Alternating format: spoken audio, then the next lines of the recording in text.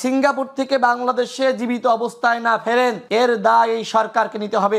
আজকে অভ্যুত্থানের শক্তিদেরকে এই সরকার নিরাপত্তা দিতে পারছে না। 16 মাসে আপনি কি করলেন? 16 মাসে শুধুমাত্র বেতন নিলেন, মন্ত্রীপরিষদে থাকলেন, এই জন্য আপনাকে দায়িত্ব দিয়েছিলাম আমরা। আজকে এই রাষ্ট্রকে ব্যর্থ করার জন্য যা যা করা দরকার ডক্টর মোহাম্মদ ইউনূস করেছে, তার উপদেষ্টা পরিষদ করেছে। আমার ভাই উসমান হাদি আজকে মৃত্যুর সাথে পাঞ্জা লড়ছে। সে বাঁচবে কি মারা যাবে আমরা কেউ জানি না।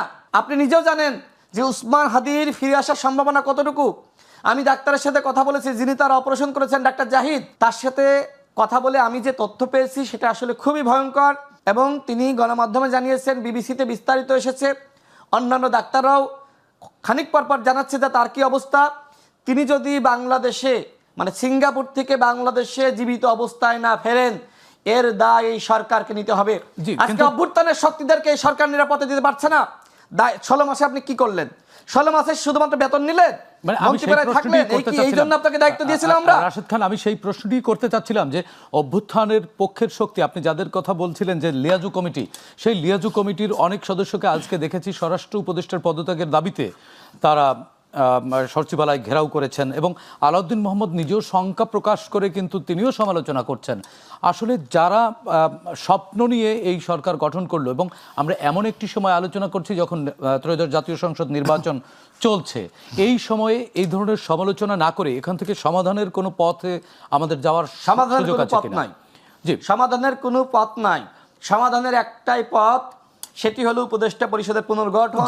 রাশেদ খান, স্বরাষ্ট্র উপদেষ্টা, তিনি পুরোপুরি ব্যর্থ হয়েছেন এই আইন শৃঙ্খলা পরিস্থিতি নিয়ন্ত্রণ করতে। তারপরেও তাকে সরানো হচ্ছে না। কারণটা কি? তিনি ব্রিগেডিয়ার এই কারণে, না অন্য কোনো কারণে? ভাবা হচ্ছে যে তার প্রশাসনিক দক্ষতা রয়েছে, তিনি হয়তো এই ধরনের ম্যানেজমেন্ট পারবেন।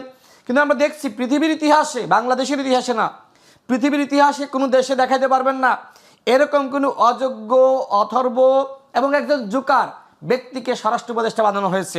দেখেন, তিনি কিন্তু অবসরে ছিলেন। অবসরে কারা যায়?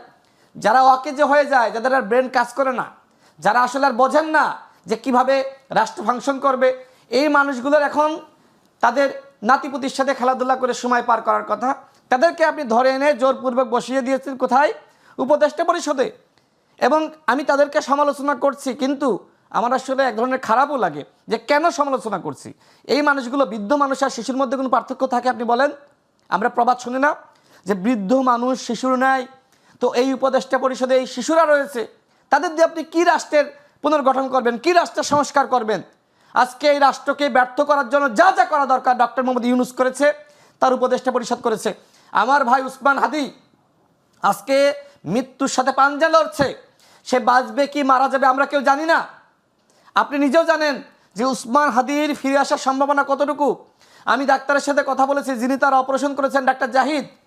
তিনি আমার খুব পূর্ব পরিচিত।